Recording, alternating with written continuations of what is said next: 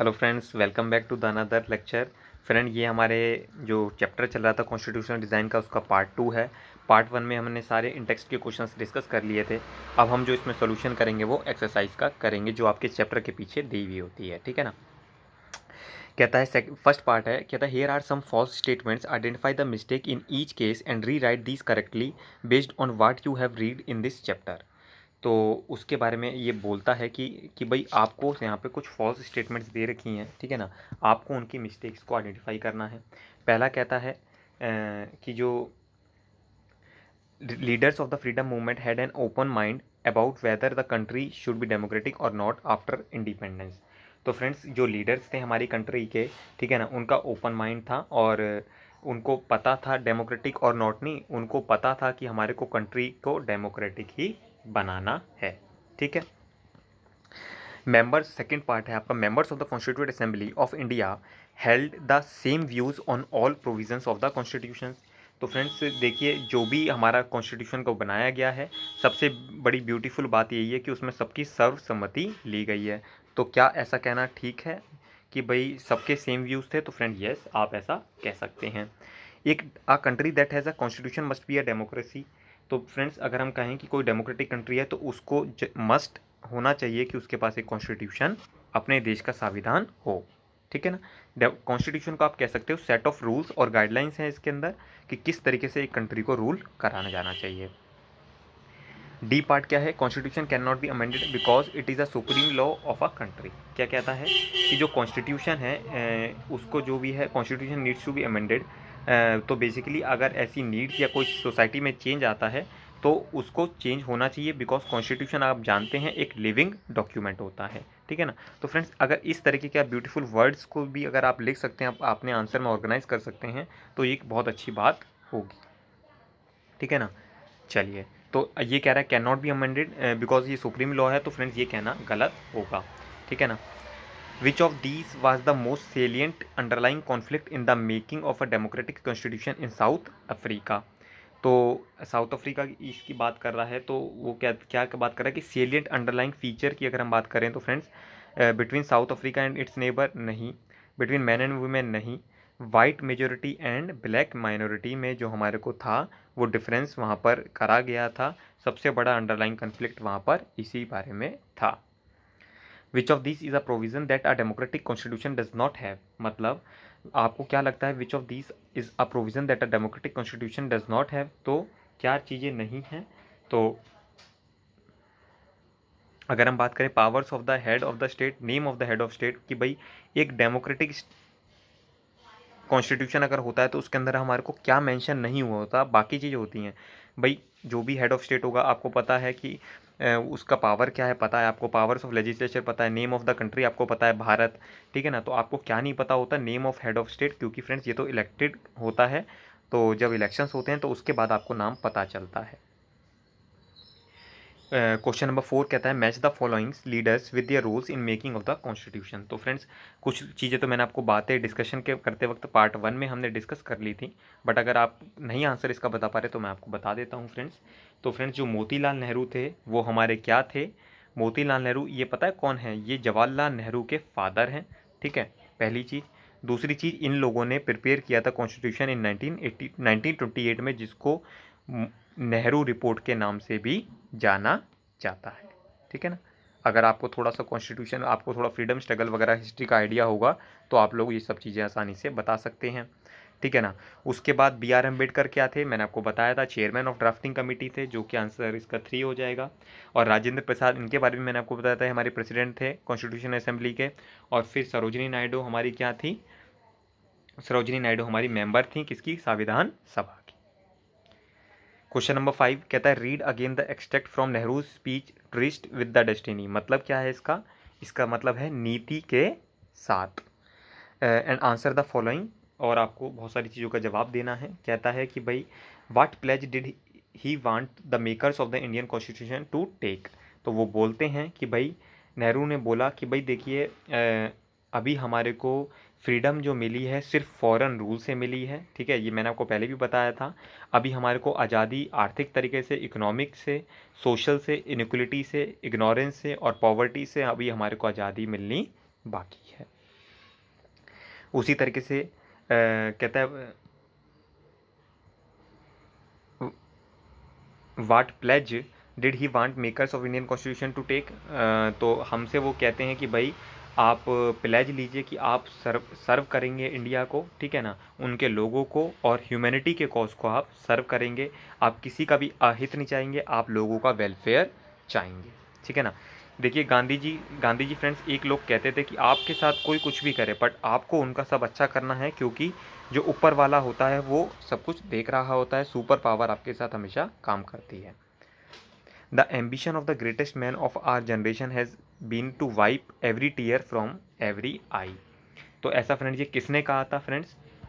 ये हमारे first prime minister ने महात्मा गांधी जी को बोला था कि भाई देखिए, एक ग्रेटेस्ट मैन वही होता है जो कि दूसरों के आंसू को पहुंचता है, ठीक है ना, ठीक है ना। तो कहीं ना कहीं जैसे फ्रेंड्स अब मान लीजिए ये आपको नॉलेज देने का पर्पस है, इसमें मुझे तो कुछ ऐसा बेनिफिट नहीं है, ठीक है ना, बट कहीं ना कहीं हद तक अगर हम सोसाइटी में एजुकेशन को प्रमोट कर सकते हैं, क्योंकि फ्रेंड आप लोग देश का भविष्य हैं, तो ये एक अपने आप में अच्छी बात है, ठीक है ना।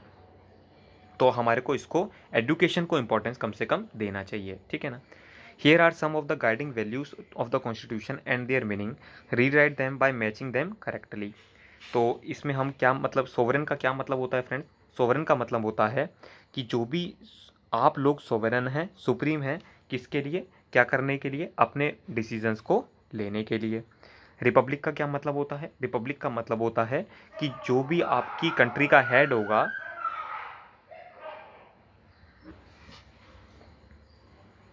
जो भी आपकी कंट्री का हेड होगा वो कौन होगा? इलेक्टेड पर्सन होगा। अब यहाँ पर क्या बोल रहा है? इलेक्टेड पर्सन मतलब नॉमिनेटेड नहीं होगा, ठीक है ना। जैसा कि आप लोग जानते हैं कि इंग्लैंड वगैरह में आज भी वहाँ पर जो किंग होता है वो नॉमिनेट होता है। फ्रेटर्निटी का क्या मतलब होता है? फ्रेटर्निटी का मतलब होता है कि जो भी सारे लोग हैं इंडिया में वो आपके एक तरीके से भाई बंधु हैं, भाई बहन हैं, तो उन सबका आपको हित चाहना है। सेकुलर मतलब क्या होता है? कि जो सेकुलर का मतलब होता है कि government will not follow any religion. इसका क्या मतलब होता है कि भाई कंट्री का कोई रिलीजन नहीं है, आपका रिलीजन हो वो मैटर करता है, जो भी है वो आपका पर्सनल मैटर है, बट कंट्री का, देश का, इंडिया का, भारत का कोई भी रिलीजन नहीं है। क्यों? क्योंकि हम एक सेकुलर कंट्री हैं, ठीक है ना। चलिए उसके बाद फ्रेंड्स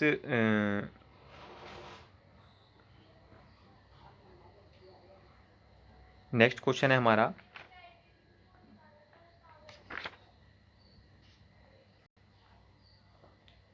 कि here are different opinions about what made India a democracy. How much importance would you give to each of these factors? आप लोग किस फैक्टर को कितना इंपॉर्टेंस देंगे?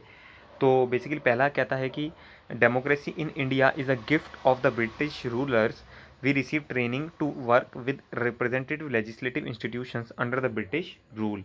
तो फ्रेंड अगर हम बात करें तो देखिए बिल्कुल सही बात है कि कहीं ना कहीं हम ब्रिटिश, हमारे ऊपर जब ब्रिटिशर्स ने रूल किया था तो हमारे को कहीं ना कहीं हद तक उन्होंने ट्रेन किया, ठीक है ना, ये भी हम मानते हैं। ऐसा नहीं कि ब्रिटिशर्स ने सिर्फ अत्याचार ही किया, कुछ उनकी तरफ से हमारे को बेनिफिट्स भी मिला कि रेल बन गई, हमारे देश के सारे कानूनों को एक कर दिया। तो कुछ चीज़ें ऐसी भी थी कि उन्होंने हमारे को, लोगों को, कि किस तरीके से एडमिनिस्ट्रेशन रन करता है उस चीज़ों में हमारे लोगों को हेल्प करी, ठीक है ना। दूसरी चीज़ क्या थी? Freedom struggle challenge the colonial exploitation and denial of different freedoms to Indians, free India could not be anything but democratic. तो फ्रेंड्स फ्रीडम स्ट्रगल और जो भी हमने कॉलोनियल एक्सप्लोटेशन झेला था उसने हमारे को एक डेमोक्रेसी की तरफ आगे लीड किया। We were lucky to have leaders who had democratic convictions, ठीक है ना। मैंने आपको बोला फ्रेंड्स हम बड़े किस्मती हैं कि भाई हम लोगों को इस तरीके से डेमोक्रेटिक लीडर्स मिल गए, ठीक है ना, जिन्होंने the denial of democracy in several other newly independent countries shows the important role of these leader. तो जैसे कि आप कुछ भी और भी कंट्रीज बनती हैं फ्रेंड्स, वहाँ पर डेमोक्रेटिक शासन नहीं होता, वहाँ पर लोगों का शासन नहीं होता, तो हम सौभाग्यशाली मानते हैं कि आज हम अपने हिसाब से जी पा रहे हैं, हम अपने लोगों के हिसाब से लोगों की मदद कर पा रहे हैं। तो कहीं ना कहीं ये उन्हीं लीडर्स का, जो मैंने आपको बताया था, ये उन लोगों का मेहनत है जिसके फ्रूट्स आज हम बियर खा रहे हैं, ठीक है जी। चलिए फ्रेंड्स ये एक 1912 में एक कोट है, आप इसको मतलब पढ़ सकते हैं। मैं बेसिकली आपको बता देता हूँ ये क्या कहना चाहता है। ये कहना चाहता है कि भाई जो भी ये पैरा है एक तरीके से हमारे कॉन्स्टिट्यूशंस की वैल्यूज़ को नहीं प्रोटेक्ट बता पा रहा, क्योंकि ये क्या बोल रहा है देखिए, चलिए मैं आपको पढ़ के बता देता हूँ।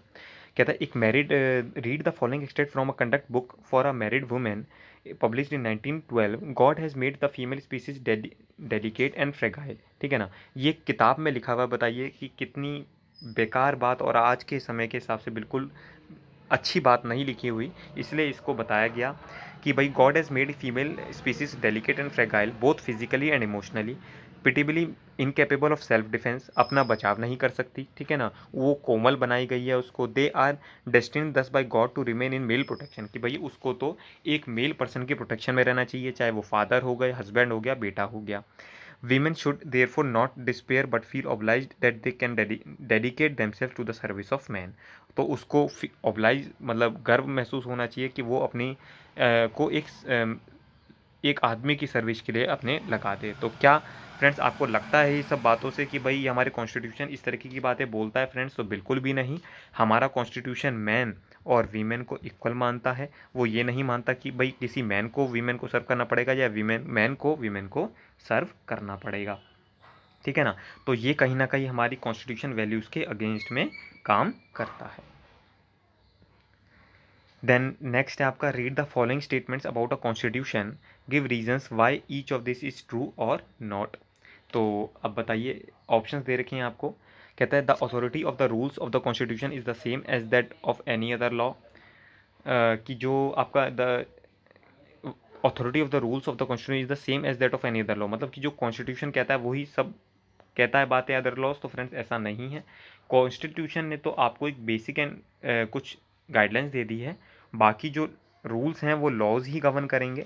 ठीक है ना, और ये जो लॉज होने चाहिए वो विद इन कॉन्स्टिट्यूशन के फ्रेमवर्क में होना चाहिए। मतलब कॉन्स्टिट्यूशन हमारा एक सुप्रीम डॉक्यूमेंट आप बता सकते हैं, या एक कह सकते हैं मदर ऑफ ऑल लॉज कह सकते हैं, कि जो भी बाकी लॉज होंगे वो उसके साथ ही मतलब उसके अंदर आने चाहिए, उसको ओवरराइड ना करें। ठीक है जी। Constitution lays down how different organs of the government will be formed. कहता है कि जो कॉन्स्टिट्यूशन है वो कहता है कि भाई देखिए, मैंने आपको बताया था, आप लोगों को पहले भी बता रखा है कि there are 3 different organs, legislative, executive और जुडिशरी। ठीक है ना, तो उसी के अंदर ये सारे तीनों ऑर्गन्स काम करते हैं और सबका डिफरेंट डिफरेंट रोल होता है। जब आप अपनी आगे की पढ़ाई 11th 12th वगैरह में अगर आप लोगों ने आर्ट्स साइड या इस तरीके का कोर्स लिया, तो आप लोगों को ये सब चीज़ें हिस्ट्री और ये सब चीज़ें पढ़ने को मिलेगी। होप सो, वो बाकी आपके डिपेंड करता है आपके इंटरेस्ट पर कि आप क्या लेते हैं। उसी तरीके से अगर हम बात करें फ्रेंड्स डी पार्ट की a constitution is about institutions not about values. तो फ्रेंड्स ये बात बिल्कुल ठीक नहीं है कि सिर्फ कॉन्स्टिट्यूशन इंस्टीट्यूशंस की बात करता है, ना कि वैल्यूज़ की। तो फ्रेंड्स देखिए क्या कहता है, वैल्यूज़ आर एक तरीके से हमारे जो वैल्यूज़ हैं हमने उसको भी प्रियम्बल में जो आपने पढ़ा था उसमें एम्बेड कर रखा है। ठीक है ना, तो अगर आप कह रहे हैं कि भाई वैल्यूज़ को हमने लेकर नहीं चला, तो फ्रेंड्स ये कहना गलत होगा, उचित नहीं होगा। ठीक है फ्रेंड्स, तो फ्रेंड्स इसी के साथ हम लोगों ने ये चैप्टर कंप्लीट कर लिया है अपना। अब नेक्स्ट चैप्टर जो होगा हमारा वो होगा इलेक्टोरल पॉलिटिक्स, जिसको हम डिस्कस करते हुए चलेंगे। तो फ्रेंड्स इसी के साथ हम लोगों ने कवर करा। होप सो आप लोगों को ये लेक्चर अच्छा लगा होगा। हमने ईच एंड एवरी क्वेश्चंस को डिस्कस किया है। ठीक है ना, अगर आपको कोई डाउट रहता है आप प्लीज़ पूछ सकते हैं, वीडियो को शेयर कर सकते हैं। ये एक सेल्फ प्रमोशन भी हो जाता है और लोगों के लिए नॉलेज शेयरिंग भी हो जाती है। ठीक है फ्रेंड्स, तो मिलते हैं नेक्स्ट लेक्चर में। Thank you, God bless you, all the best.